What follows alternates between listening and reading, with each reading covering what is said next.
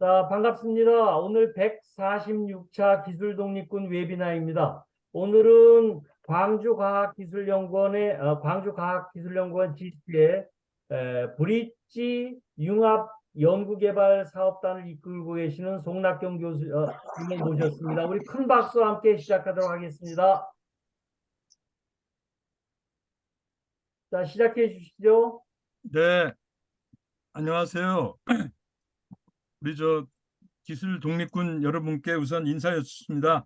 충성! 아, 오늘도 뭐 날씨가 저는 지금 세종에 있습니다. 근데 36도네요. 보니까 오늘 최고가. 그래서 이 무더운 저거에도 우리 기술 독립군의 그 진군은 오늘도 계속된다, 되어야 된다라는 그런 신념하에 그 제가 맡고 있는 일 간단히 말씀 여쭙겠습니다. 오늘 말씀드릴 순서는 우선 저에 대해서 먼저 좀 간단히 소개가 좀 필요할 것 같고요. 그다음에 오늘 논의가 우리나라의 그 공공 연구 성과가 좀 더 의미 있게 활용될 수 있는 그런 고민들을 많이 하고 있는데, 그래서 그 본질을 오늘 뭐 깊이 있게 논의하기는 자리는 아니고요.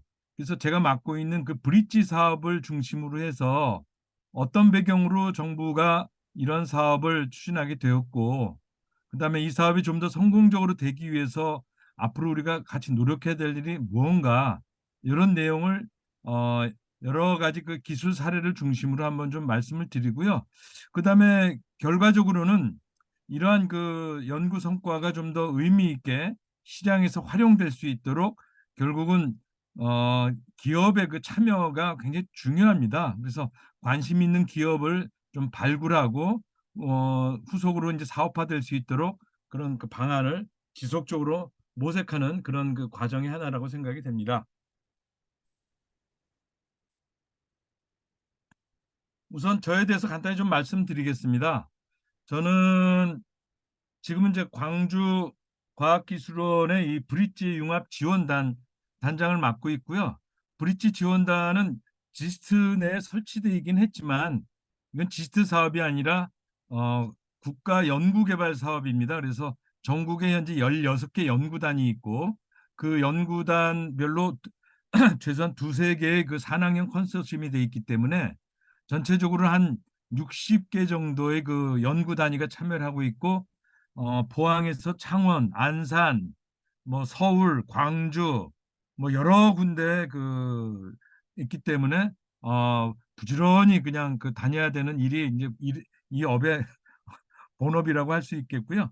저는 그 거꾸로 가면은 카이스트에서 2009년도부터 2021년도까지 기술경영전문대학원, 그다음에 창업원, 지역의 그 이노베이션 프로그램, 그다음에 대전 창조경제혁신센터 이런 일들을 쭉 기획하고 새롭게 런칭시키는 일의 주무를 제가 해왔고 최근에 그 카이스트의 그 소위 스타트업 카이스트라는 그런 프로그램에 저걸 초기 기획을 했습니다.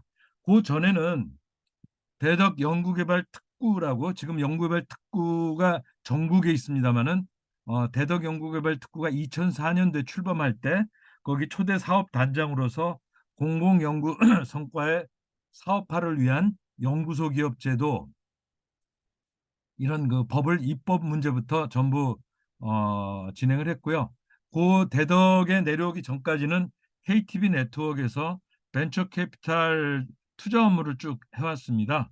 그래서 저는 이제 어, 기계공학을 전공했습니다만 과학기술 정책 그다음에 어, 경영 MBA 중에서도 인사관리 이쪽을 하게 됐고 이 투자 업무를 하면서 인사관리를 하게 된 가장 큰 본질은 결국 기술 사업화라고 하는 게 기술의 문제이고 사업의 문제이고 시장의 문제이면은 틀림이 없는데 가장 그 본질에는 이 기술 사업화를 추진하는 사람에 대한 어떤 그 관점이라고 저는 생각이 들고요.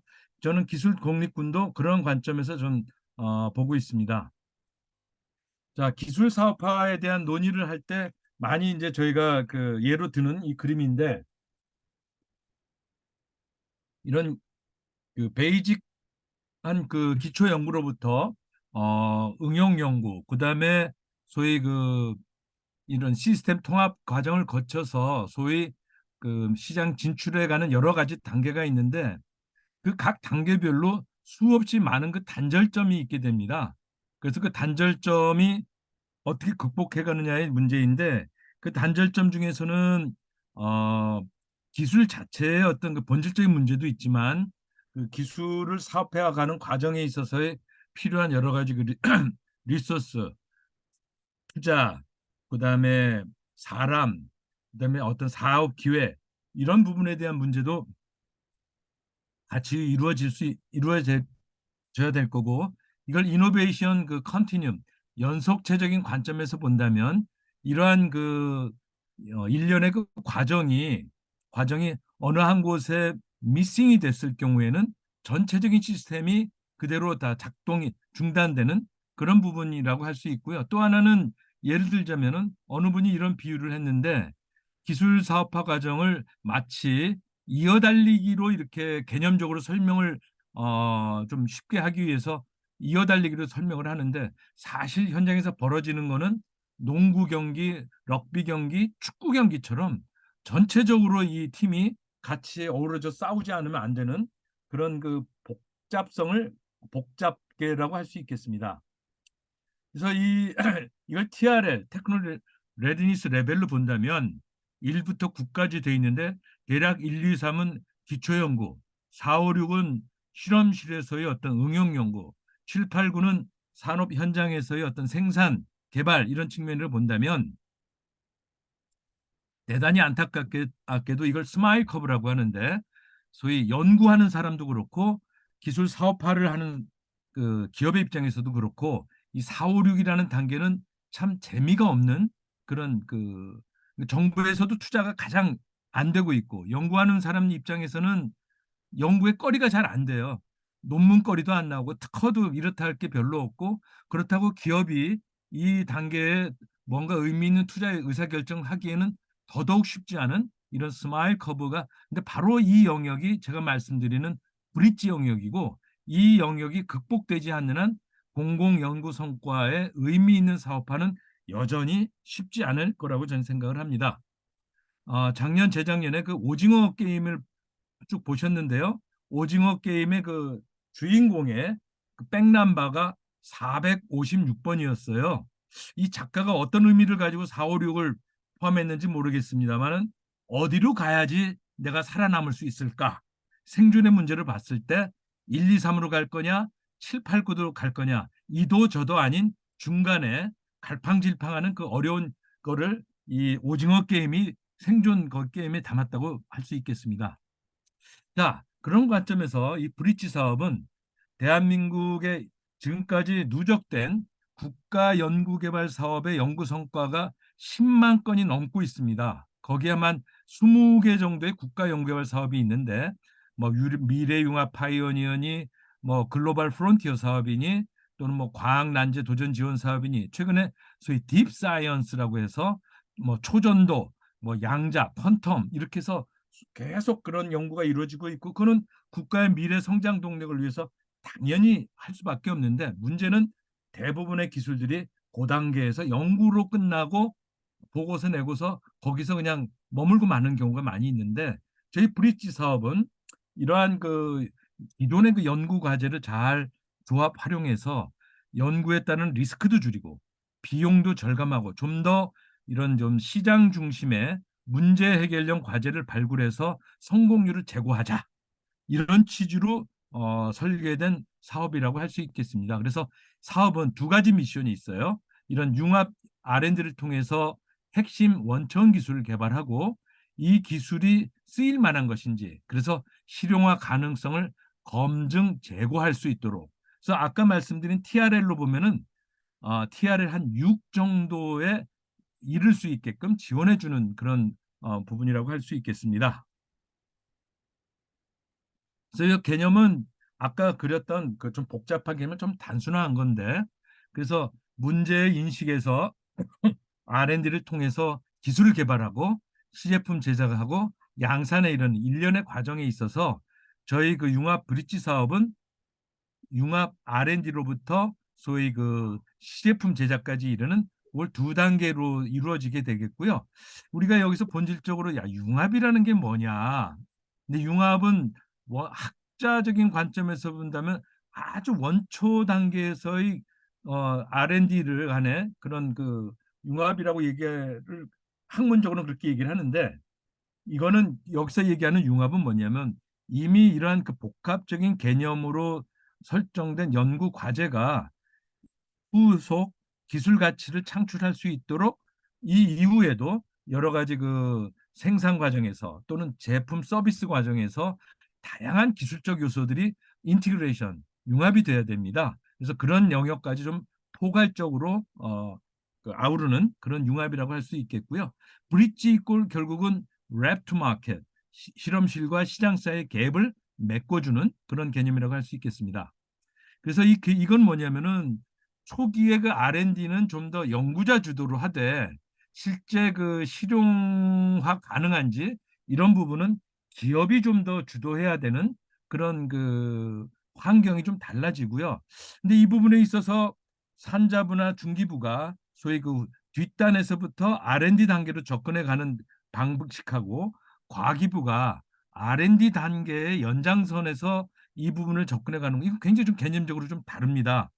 그래서 뭐냐면은 과기부의 그 R&D 사업의 핵심이자 맹점은 뭐냐면 기업이 참여할 수 있는 영역이 거의 없다 이거예요. 물론 연구 과제를 구성하는 한 부분으로서 기업의 역할이 있습니다만은 연구 성과 즉 결과물을 사업화하기 위한 기업의 역할이 거의 눈에 보이질 않아요. 반면에 산자부나 중기부는 철저히 기업 중심으로 지원을 하고 있어요. 그런데 이 영역은 4, 5, 6 영역은 이제부터는 연구 성과가 소위 어느 쪽 그 쓰임새를 지향하느냐, 소위 intended use, 내가 어떤 의도를 갖고서 더 개발을 할 거냐, 거기서부터 본격적으로 시장이 정의되고 소비자의 니즈가 정의되고 그거에 맞춰서 제품의 스펙과 앞으로 이 후속 시스템 인티그레이션 과정에서 필요한 다양한 기술적 구성을 어떻게 할 건가에 대한 이런 부분이 논의가 돼야 되는데 이 기술적 구성은 사업화를 위한 기술적 구성은 연구자가 생각하는 연구 과제의 구성하고는 전혀 다른 차원의 이슈다 이거죠. 그래서 기업이 좀 더 주도한 기술적 구성에 대한 이해가 필요한데 그동안 기술 사업화 과제의 어떤 성공 실패를 되짚어 본다면 연구 책임자가 처음부터 이런 그 기술적 구성에 대한 이해가 높느냐 아니면 연구 단계에 머물러 있느냐 이것이 이 기술 사업화 성공의 굉장한 그 가늠자라고 할 수 있겠습니다. 이 뒤표는 지금 정부가 과기부가 소위 우수한 연구 성과를 평가하는 걸 5등급으로 나눠서 연구 성과, 연구 수준, 논문, 특허, 그다음에 기술 이전이 있어요. 기술 이전 이렇게 해서 여러 가지 고려해서 하고 있는데 여기서 기술 이전의 어떤 그 비중이 상대적으로 낮을 수밖에 없고 기술 이전이 되려면 그만큼 기술적 완성도가 높아야 되는 것이기 때문에 그 부분이 기술적 완성도를 높이기 위해서는 연구로서의 과제의 우수성도 중요하지만 향후 사업화 어떤 제품 서비스에 대한 가능성을 여기다 다 담아야 되기 때문에 이 부분에 대한 상당한 갭이 있어요. 그래서 정부가 아무리 모든 연구 과제의 성과를 기술 이전을 강조하고 있음에도 불구하고 연구 현장에서의 그 기술 이전 이거는 상당 부분 그 왜곡이 될 수밖에 없는 그런 거라고 봅니다. 자, 그래서 저희는 이 연구 과제의 어떤 준비도의 완성도를 그 레디니스 레벨을 키우기 위해서 저희는 이제 그 이런 R&D부터 실용화 가능성 검증, 사업화 준비, 후속 사업화 이러는 거를 여러 가지 그동안 연구 책임자하고 인터뷰를 통해서 가장 필요한 핵심 서비스를 갖다가 도출을 하고 그걸 구현할 수 있는 이런 모델을 로드맵으로 좀 정리를 해봤습니다. 그래서 그 첫 번째가 기술 구성도의 작성이에요. 그래서 연구자가 연구 과제의 제안으로서 하는 어떤 그 연구 과제 구성하고 소위 후속 실용화 사업화에 이어지는 단계에서 필요한 기술적 구성하고 전혀 개념도 틀리고 이것이 다릅니다. 그래서 이런 것이 의미 있게 되려면은 후속 사업화가 어느 방향으로 기회가 있는지 그거에 맞는 특허 포트폴리오 전략은 어떻게 해야 될 것인지, 여기에 필요한 기술, 추가 기술은 어떻게 확보할 것인지, 그다음에 아까도 말씀드렸듯이 모든 걸 언제까지 한가하게 이어달리기 할 수 없다 이거죠. 동시에 함께 달리기가 되지 않으면 안 되는 그런 부분들이 있기 때문에 이런 과정을 초기에 굉장히 강조를 하고 있습니다. 그래서 그동안 16개 연구 과제가 21년도에 9개, 작년도에는 2개, 올해는 지금 5개가 됐는데 내년도 과제는 어떻게 될지 모르겠어요. 지금 갑자기 지난 6월 말에 그 R&D 카르텔 얘기가 나오면서 모든 연구 과제가 올 스톱 됐습니다. 그래서 국가의 미래 성장 동력을 도출하고자 하는 이런 R&D 과제들이 저렇게 하루아침에 뒤집어지고 하는 현실을 보면서 연구 책임자들의 그러한 그 아픔이 참 현장에서 느껴지고 있는데요. 그래서 내년도에도 어쨌든 꾸준히 이 과제가 이어지기를 저희는 바라고요. 그래서 지금 보면은 쭉 오늘 16개 과제에 대한 내용을 준비를 했습니다마는 그 시간 관계상 동영상 중심으로 해서 동영상 중심으로 요 한번 하나하나 한번 보시고 그 느낌을 같이 공유하도록 하겠습니다. 그래서 아까 모두에 말씀드렸듯이 이 사업은 R&D 단계, 소위 그 TRL 4 정도에 되는 4 정도에 되는 그 연구 과제가 기본적인 proof of concept 개념 검증을 마쳤어요. 근데 검증된 개념이 소위 실험실 레벨에서 기본적으로 요구되는 성능 검증을 해야 될 거고, 그다음에 그걸 가지고 파일럿으로 그 실험실 환경에서 해서 최소한 기업들이 관심 가질 수 있는 TRL 6단계 정도의 기술적 완성도를 지향하고 있습니다. 물론 바이오나 또는 그 소프트웨어나 이런 경우하고 하드웨어 시스템에 따라서 소자에 따라서 그것은 다소 차이는 있겠습니다만 기본적인 내용이 어떤 거는 조금 더 앞서 나가 있고 어떤 거는 조금 더 실험적이고 이런 부분이 있고요. 정부에서는 이 브릿지 사업 말고도 연구소 기업이나 또는 기술 지주 회사 그밖에 여러 가지 그 요즘 억셀러레이터나 소위 팁스, 소위 딥텍, 딥사이언스 이런 어떤 그 정책 용어를 동원해서 지원을 하려고 많은 노력을 하고 있고요. 지난 20년 동안 많은 부분 그 학습이 되고 공유가 되고 발전하고 있습니다. 거듭하고 있습니다만 여전히 공공연구 성과의 어떤 사업화를 어떻게 해야 될 것인가에 대한 깊은 고민은 여전히 그 해소되지 않고 있습니다. 그래서 지금부터는 몇 가지 사례를 중심으로 제가 드린 말씀을 한번 좀 같이 고민을 해보시면 어떨까 생각을 합니다. 그래서 모든 사례를 다 하긴 어려울 것 같고요. 시간 되는 한 앞으로 한 20분 정도 추가로 20분 정도 마치고 그 다음엔 질의응답 중심으로 진행하도록 하겠습니다. 우선 첫 번째는 그 소위 그 췌장암을 그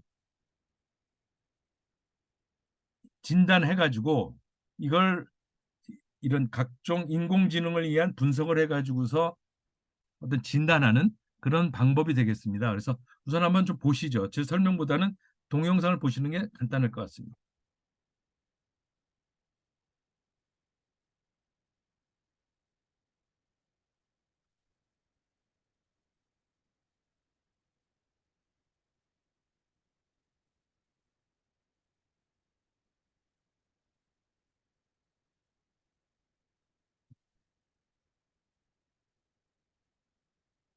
소리가 안 들립니다.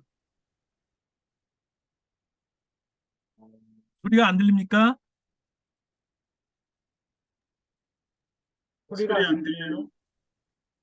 잘 들립니다. 잠깐만요. 소리 들립니까? 잠깐만요.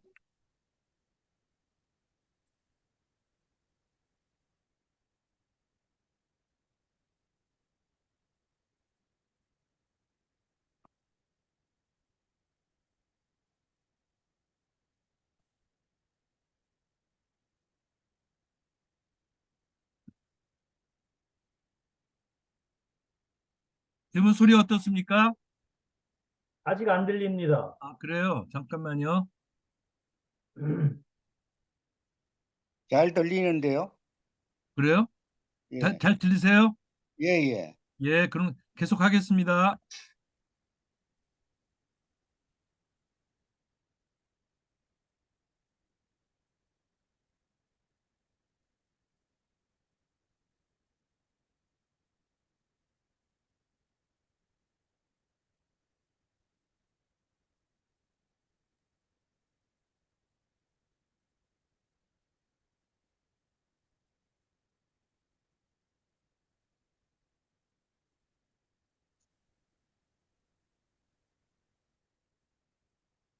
안 들려요.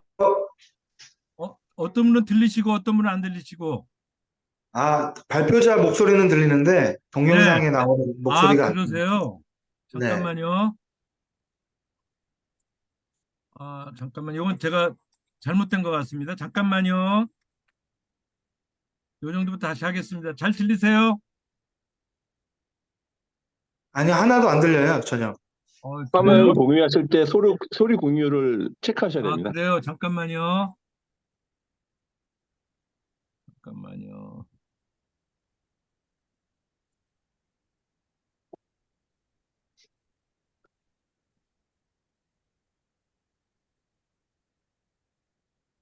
화면 공유를 끊으셨다가 다시 네. 공유하실 때 그 소리 공유 체크가 있어 그걸 체크하셔야 됩니다. 일단 오케이. 잠깐만요. 화면 공유 끊으시고요. 네. 끊고 다시 하겠습니다. 예, 예. 그거 제가 체크를 못했네요. 화면 공유하면서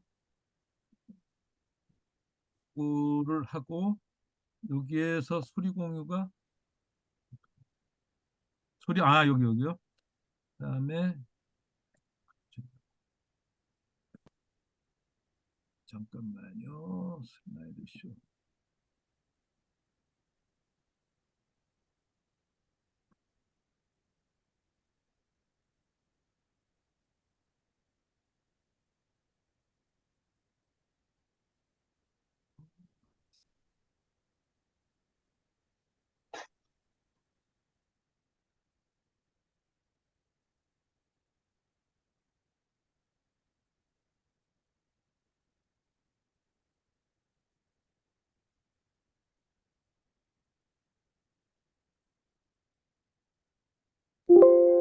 아직 안 되고 있죠? 네네.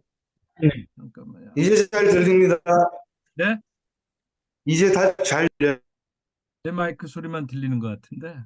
잠깐만요. 여기 이게 동영상 재생 시에 들리는가를 확인해야 되니까요. 네. 동영상 재생으로 들어가서 확인하면 이제 잘 들립니다. 아까 컴퓨터 음소리 들렸습니다. 그러세요? 예. 이게 화면이 나와야 되는데. F5 누르시면 될 것 같은데. 그렇죠? 잠깐만요. Shift F5 누르시면 슬라이드 쇼 됩니다. 예.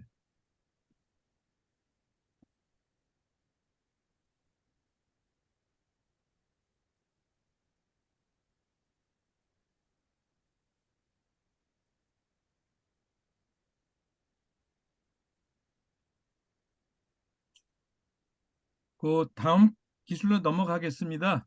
예, 예. 예. 첫 번째 거는 하여튼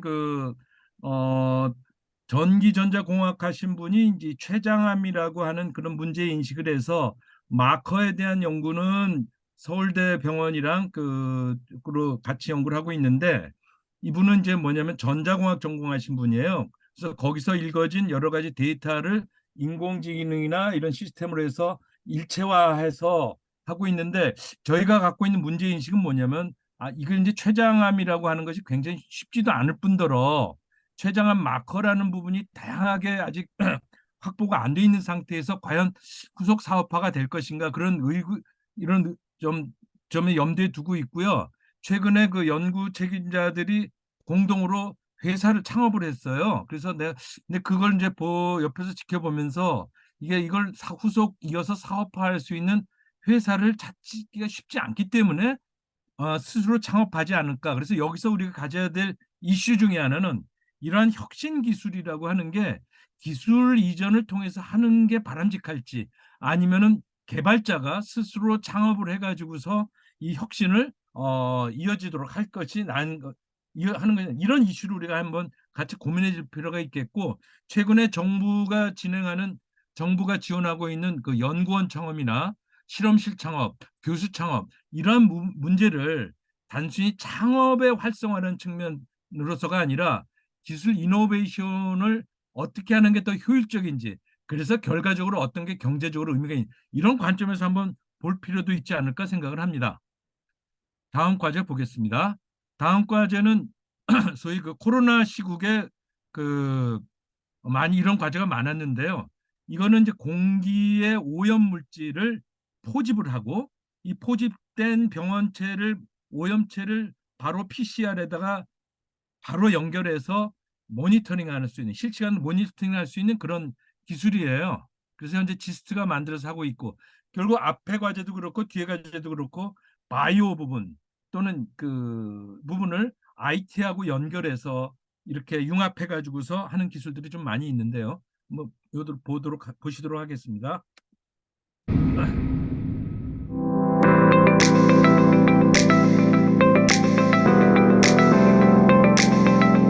이거는 다음 과제로 넘어갔네요. 영상이. 예. 이거는 방 치료하고 방기 누엔 방기하고 물리학 부분에 융합한 과제가 되겠습니다.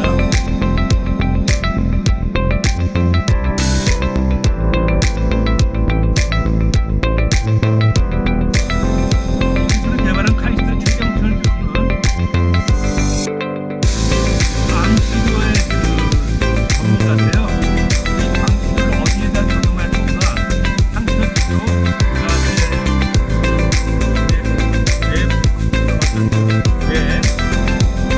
이런 부분에서 여러 가지 적용을 해볼 수 있는데,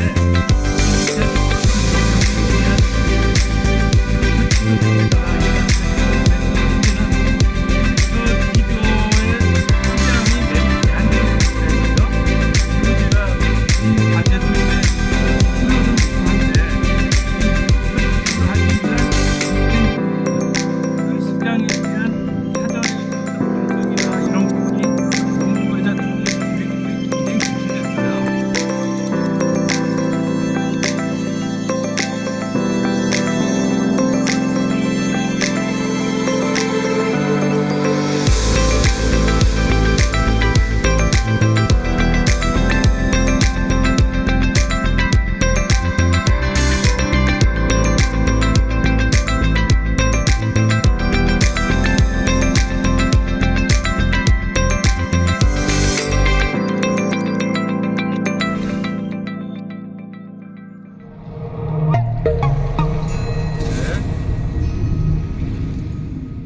송 교수님, 저기 그 컴퓨터 소리가 너무 커서요.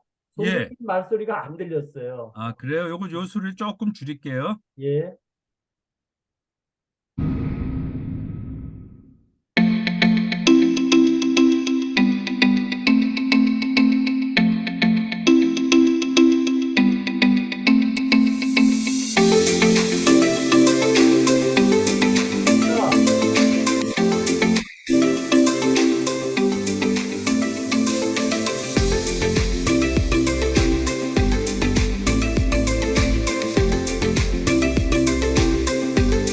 이 기술은 처음에 공기중에 있는 병원군 감염원을 갖다가 모니터링 아직도 소리 균형이 안 맞습니다. 네? 컴퓨터 소리가 너무 큽니다. 컴퓨터 소리가요? 예. 한 3분의 1로 낮춰도 될 것 같습니다. 굉장히 줄였는데 어떻습니까? 이제는 거의 안 들리고요. 아하. 조금만, 예. 예. 그러니까 어떠세요? 예, 됐어요. 좀 더 줄이셔도 될 것 같아요. 아, 그래요? 굉장히 민감하네요, 이 소리가.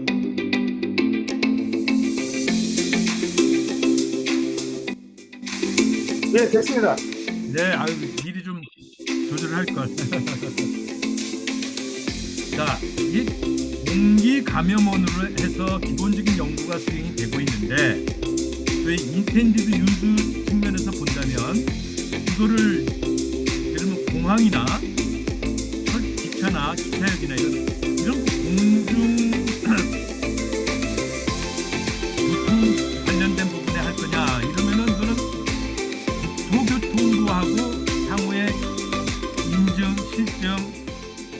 관리자가 이런 걸 진행을 해야 되고요.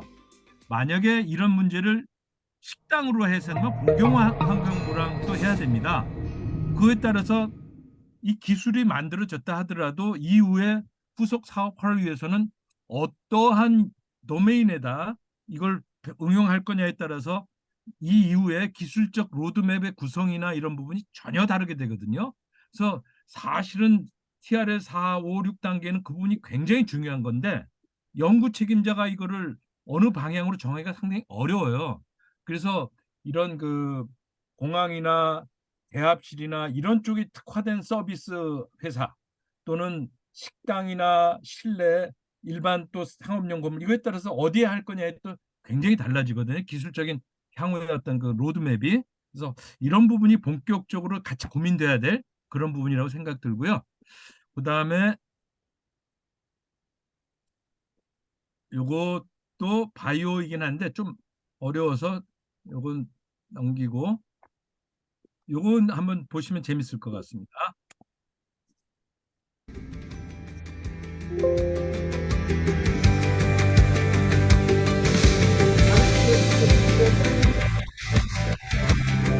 소리 너무 큽니다.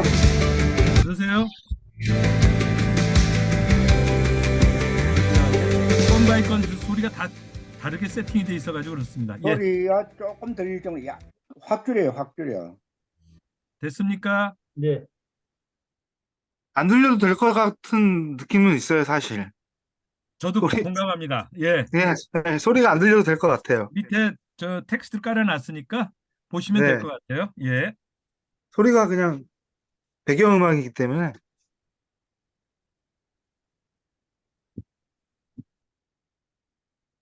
이걸 개발한 포항공대 그 교수님은 전기전자공학 하셔서 이 소위 이 센서 쪽으로 굉장히 많은 연구를 하셨어요.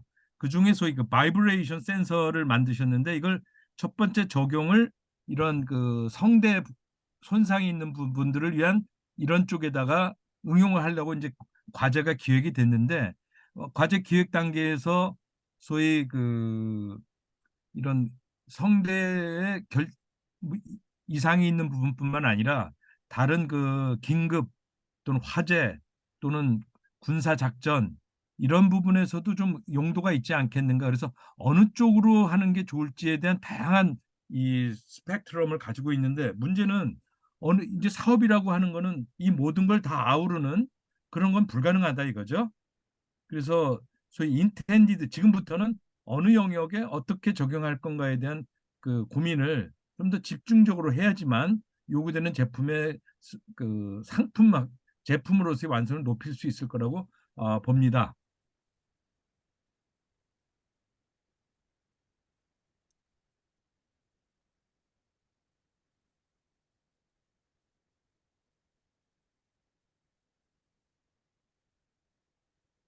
그다음에 이거는 언론에서 좀 많이 보셨을 것 같아요. 그 안구에 일종의 콘택트 렌즈를 넣어서 소위 그 당뇨병 진단을 위한 스마트 컨택트 렌즈 기술이에요. 그래서 기술로서는 상당히 참 재밌고 흥미있는데 이 과제가 기획됐을 당시만 하더라도 소위 그 IoT나 웨어러블에 대한 니즈가 굉장히 높았을 때거든요. 근데 이제 지금 와서 봤을 때 과연 이게 어떻게 상품으로서 자리 잡을 것인지 한번 좀 그런 보고서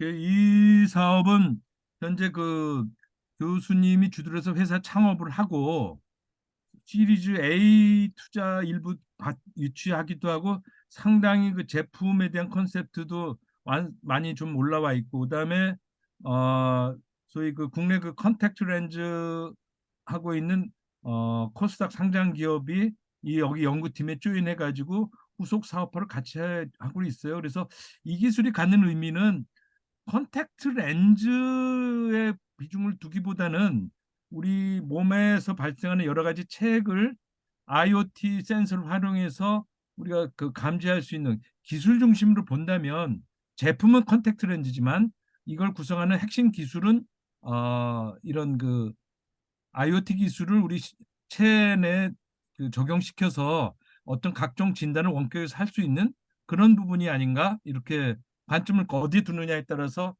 이 기술에 대한 이해를 좀 달리할 수 있을 것 같습니다. 다음까지 한번 보겠습니다.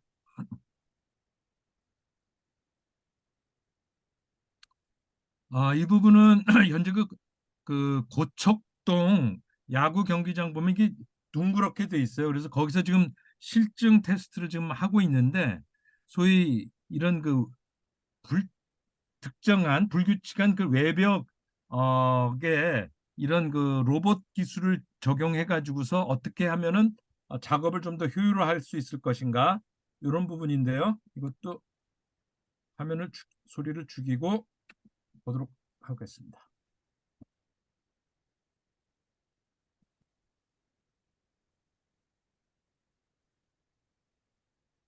이 동영상은 사실은 이 과제 초기에 저희가 이 과제에 대한 이해도도 높일 겸해서 이 작업은 저희가 주도해서 했습니다. 그래서 동영상 제작하는 팀이랑 저희랑 그 연구 책임자하고 만나서 이걸 어떻게 사람들한테 쉽게 이걸 좀 전달할 수 있는 방법이 뭘까? 그래서 텍스트 중심의 소개가 아니라 이런 그 영상 중심으로 이해도가 쉽게 이렇게 만들어진 영상입니다.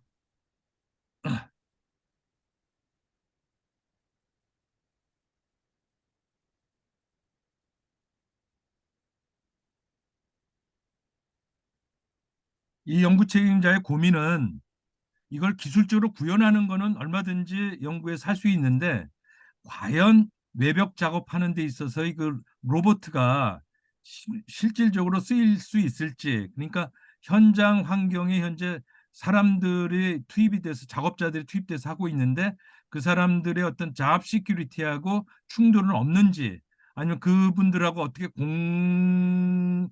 공존할 수 있을지, 이런 여러 가지 그 측면에서 좀 고민을 좀 많이 하고 있는 것 같아요. 예.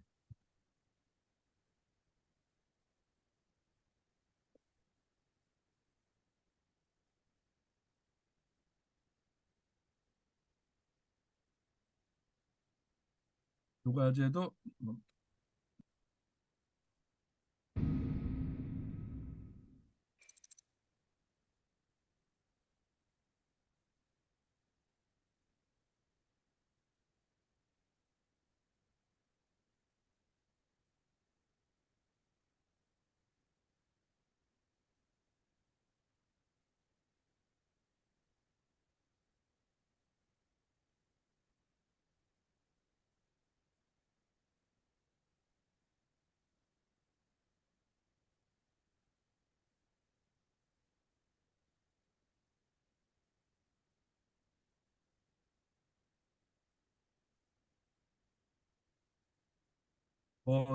올해 같은 경우도 지금 뭐 이런 기후 문제가 굉장히 심각해지면서 이걸 하시는 분은 그 담수화 관련된 그 기술인데요.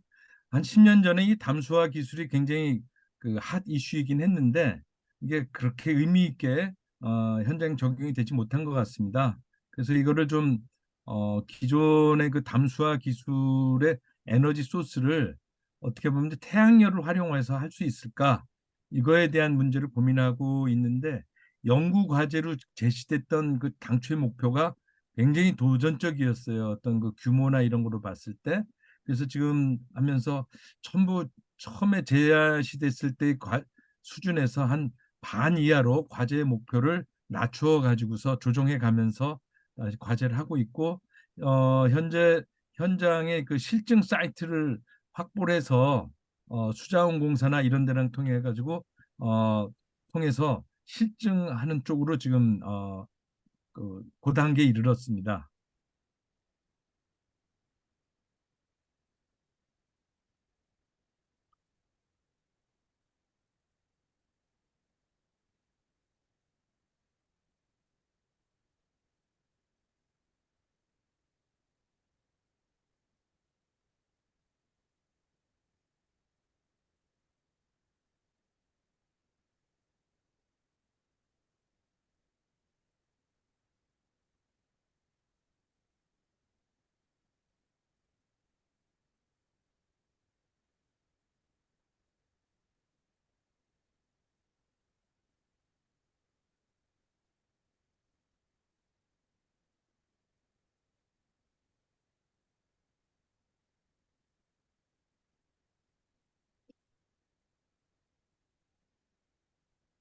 한두 개 정도 시간이 더 했는데 요거 하나 더 보시고 어, 이 과제는 그 재료연구원에서 열전 소자를 연구하고 있는 팀에서 하는 겁니다. 그래서 한번 보시고 네.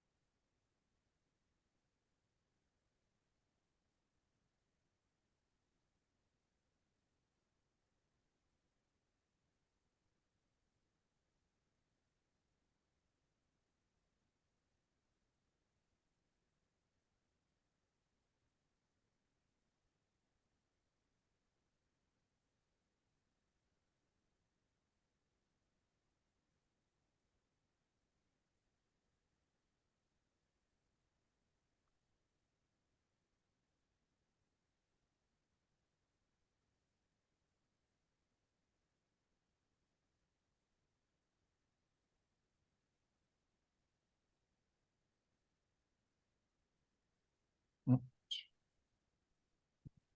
이게 조금 아까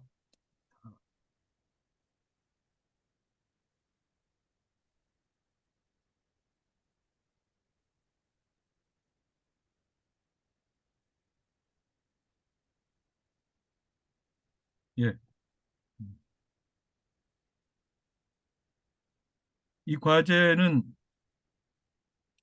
이런 대형 선박에 이제 적용하는 걸 전제로 해서 연구 과제가 기획이 됐는데 문제는 국내의 그 산업 생태계가 이거 지금 이 연구 과제에서 제시한 목표의 10분의 1 수준에서밖에 아직 이르지 못했어요.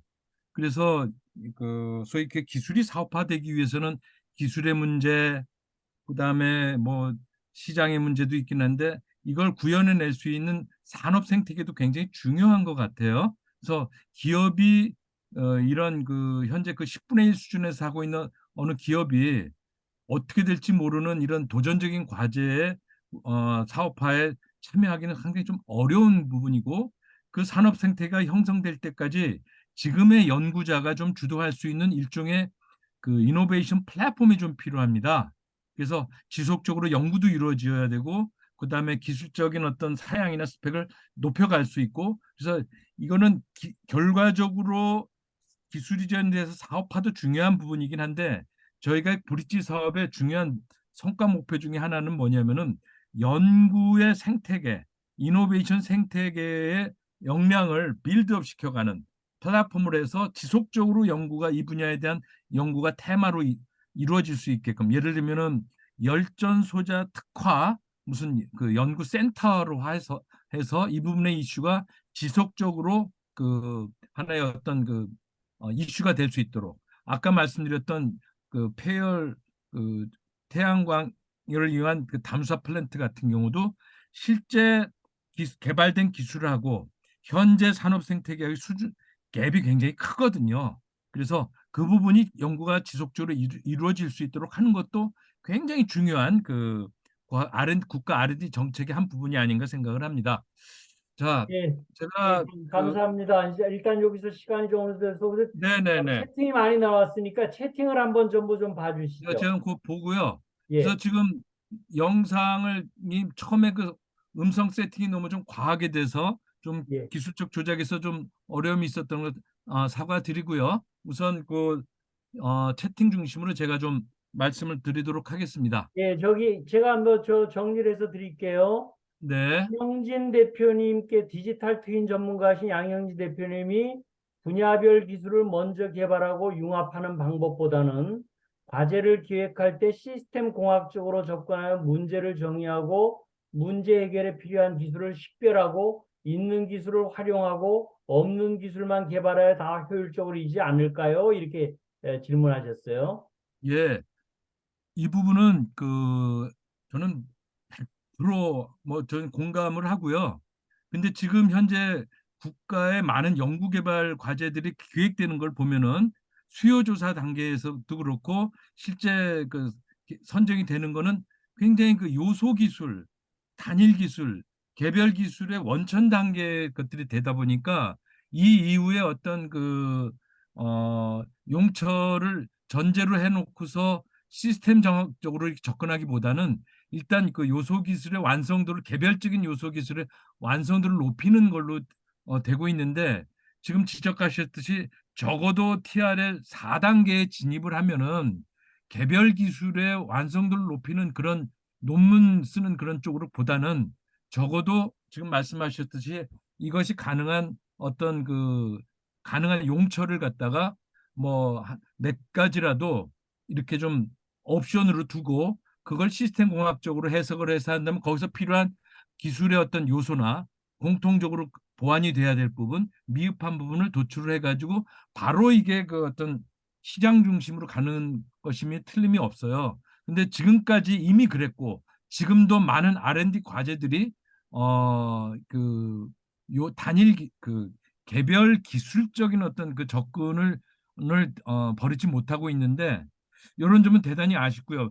최근에 이슈가 되고 있는 초전도체 같은 경우도 이것이 초전도체 기술이 어떤 부분은 이미 산업점 응용을 어플리케이션을 전제로 해서 지금 말씀하셨듯이 시스템 공학적인 부분 접근이 이루어지는 것도 있긴 하겠습니다만은 대부분의 기술들은 아까도 말씀드렸듯이 음성 전자감지 피부도 그렇고 그다음에 광치료를 이용한 피부 재생 기술도 그렇고 그다음에 공기 포집을 이용한 감염원 모니터링도 그렇고 요소 기술의 기본적인 성능 검증 단계에 머물다 보니까 그 이후에 인티그레이션에 대한 거는 굉장히 좀 뒤로 미뤄질 수밖에 없는데 가능한 한 이것이 좀 먼저 좀 되려면 기업 참여가 좀 일찍 이루어져야 됩니다만은 기업이 일찍 참여할 수 있는 방법이 참 없어요. 마땅한 게 현실적으로. 그래서 좀 이런 부분이 이제 브릿지 과제가 공통적으로 브릿지형 과제가 공통적으로 좀 지향해야 될 방법 아닌가 생각합니다. 굉장히 예. 중요한 말씀이십니다. 예, 예. 우리 여러 가지 얘기를 계속 주셨고요. 그다음에 우리 김관도 교수님이 질문하셨네요. 중소벤처기업부 사업 중에서 산학형 콜라보 R&D 사업이 있습니다. 대학과 기업이 협력하여 1단계 연구를 거쳐 2단계 사업까지 지어주는 사업인데 대학 또는 기업의 입장에서 브릿지 사업의 장단점을 설명해 주시면 좋겠습니다. 이렇게 질문하셨어요. 이게 요새 이제 과기부 분이나 만나서 얘기를 해보면은 한결같이 사업적 성과를 강조하고 있어요. 그다음에 기업의 기술 이전을 강조를 하고 있고 그래서 그 끝단에서 벌어지는 현상은 똑같습니다. 근데 이제 산자부나 중기부는 심지어 과기부 내 일자리 진흥원이나 연구개발 특구의 사업들은 연구소 기업도 그렇고 많은 사업들은 일단 기업이 채널 게이트웨이 역할을 해야 됩니다. 그래야지 기업을 중심으로 컨트롤이 되고 많은 일이 되는데 과기부가 하는 많은 R&D 과제는 여전히 대학과 출연연이 중심이 됩니다. 그러다 보니까 연구자의 특성상 이걸 좀 부채꼴 방향으로 여전히 가능한 연구 방법론을 갖다가 동원할 수밖에 없고요. 그래서 이거를 어디가 장점이고 어디가 문제점이라기보다는 서로의 역할이 좀 분명하게 좀 차별화돼야 되는데 한 가지 예를 들면은 아까 그 광치료 기술 같은 경우 이제 교수님이 대학원생 데리고서 연구를 하고 계세요.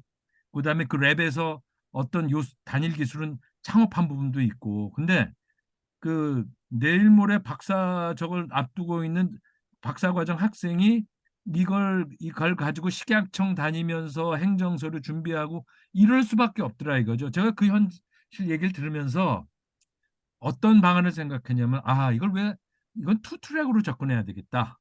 그러니까 많은 과제들이 연구 과제로서 개발하고 개발된 그 기술을 가지고 후속 사업화하고 이런 그 선형적인 접근을 하고 있는데 랩에서 벌어지는 현상을 그대로 존중해 주자 이거죠. 그래, 거기는 끊임없이 그 베스트 프랙티스 기술을 개발하고 이 과제가 끝나는 마지막 날까지 최고의 기술을 지향을 해. 근데 그 최고의 기술이 사업화되려면 또 5년, 10년이 걸리는 문제가 있어요. 근데 연구 조직의 기본을 그렇게 인정을 해주고 그 대신에 이 사업화되는 기술은 그거보다는 조금 더 아웃데이트된 기술이 좀 저기 난이도가 낮은 심지어는 연구 책임자 입장에서 더 이상 어떻게 손쓸 수 없게 그냥 방치된 기술 중에서도 의미 있는 사업화될 수 있는 것들이 있거든요. 기업의 관점에서는. 그래서 그거는 좀 투 트랙으로 좀 접근해가지고 연 기업들이 좀 관심을 갖고 인volve를 적어도 어떤 랩에서 수행되고 있는 연구 과제들을 다양한 채널을 통해 가지고서 기업들한테 소개하고 전달하고 할 수 있는 그런 기회가 좀 많았으면 좋겠어요. 그 중에 하나도 이 저기 뭡니까 이 기술 동원권 이 오늘 같은 기회라고 하는데 이 장단점을 놓고 본다면 저는 과기부는 R&D에 좀 더 특성을 좀 살려주고 그다음에 산자부나 중기부는 기업의 성격을 좀 더 살려주고 근데 이 사업화를 해야 하는 4, 5, 6, 이 브릿지 단계에서는 기업이 좀 참여할 수 있는 어떤 좀 메리 시스템이 좀 있어야 되는데 과기부에서 해줄 수 있는 메리 시스템이 거의 없는 것이 좀 아쉽습니다. 그래서 그 브릿지 사업의 장단점이라고 말씀을 드리면은 기존에 연구 책임자가 자기가 선행 연구했던 다양한 기술적 구성을 한번 인티그레이션해서 야 이거 실용화해 볼 수 있을까 하는 그런 한번 그런 시도를 해볼 수 있는 그런 기회가 된다 이거죠. 그 기회는 기업이 참여를 하지 않아도 해볼 수 있는 것 같아요. 근데 이것이 후속 사업으로 되려면 기업을 어떤 식으로든지 좀 같이 연결할 수 있는 그런 부분은 좀 보완이 돼야 되지 않을까 생각합니다. 네. 예, 저기 이제 어느 정도 시간이 돼서 자세한 얘기 필요하신 분들은 다시 단톡방을 제가 모을 거고요. 직접 한번 질문하실 부분이 있으면 바로 한번 얘기를 해주시죠. 제가 오늘 보기에는 물과 공기와 에너지에 대한 진단, 그다음에 그 인간에 대한 진단 기술도 오늘 굉장히 많이 나온 것 같고요. 자, 우리 김인식 고문님, 네. 모두에 말씀하실 때 지금 현재 윤 정부의 그 과학기술연구 쪽에 갑작스러운 카르텔론을 가지고 어려움이 있으시다고 하는 것에서 충분히 동감은 합니다. 그럼에도 불구하고 그동안 있어왔던 일들이 특히 브릿지 사업에 TRL 4, 5, 6단계에서 그 난맥상이 있긴 하지만 기업이 속히 참여해서 사업화로 이끌어가기에도 TRL 4, 5, 6이 어려운 단계고 네. 또 연구자들이 연구 중심에 있어서 사업화로 가기에도 사실은 쉬운 단계는 아닙니다. 그 기술적으로는 맞습니다. 충분히 알지만 사업화 쪽에 연계가 안 돼가지고 그럼에도 불구하고 실질적으로 그것이 사업화로 연결되는데 기업들이 참여할 수 있는 기회를 많이 제공하지 못했다는 점은 인정을 해주셔야 합니다. 네, 네, 저도 맞습니다. 좀 예. 그 몇 가지 이런 사업 쪽에 그 같이 참여하다 보니까 결과적으로 어떻게 되냐면 기업이 참여할 부분들을 내부 연구자 사업화로 그냥 돌려요. 그러면 상당히 참여해가지고 기대감을 가지고 있었는데 아무래도 그 내부에서는 내부 연구자 이 사업화 쪽에 또 무게중심을 두다 보니까 좀 어려움을 좀 느끼기도 했었거든요. 그래서 저는 양면성이 있다고 보고요. 어쨌든 이번 기회에 그런 것들이 좀 잘 정리되어서 TRL 4, 5, 6단계에서 7, 8, 9로 가는데 기업의 역할이 좀 강해질 수 있는 그런 네. 내 도움이 되면 좋겠다는 생각이 들어집니다. 예, 굉장히 좀 뼈아픈 지적이시고요. 그 실제 저희 브릿지 사업에 이제 투입된 예산을 놓고 예산의 쓰임새를 놓고 이렇게 봤을 때 각 연구단으로 이제 이게 그 각 연구단의 컨소시엄으로 배분이 되는 그 보면은 전부 연구개발 R&D 리서치 예산에 다 투입이 되지 이 어떤 뭐 사업화를 위한 어떤 그런 준비 뭐 이런 부분은 금액의 다수를 떠나서 하나도 없어요.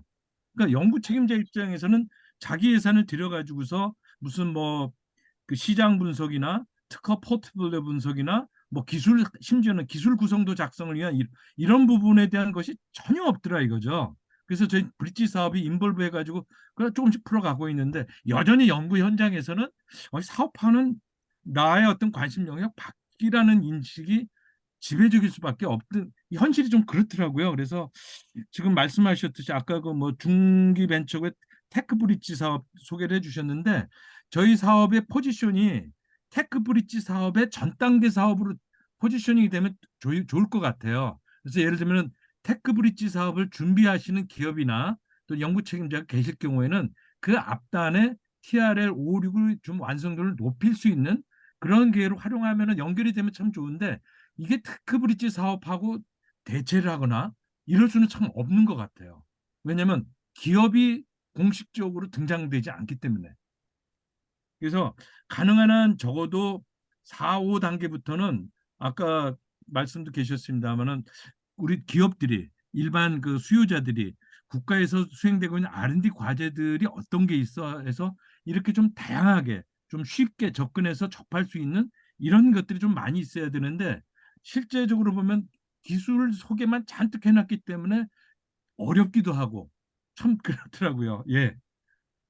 예, 감사합니다. 이제 오늘 의견을 주셨던 분들, 그다음에 발표하셨던 분들을 일단은 제가 카톡방으로 다시 한번 모아서 계속 진행을 할 수 있도록 하고요.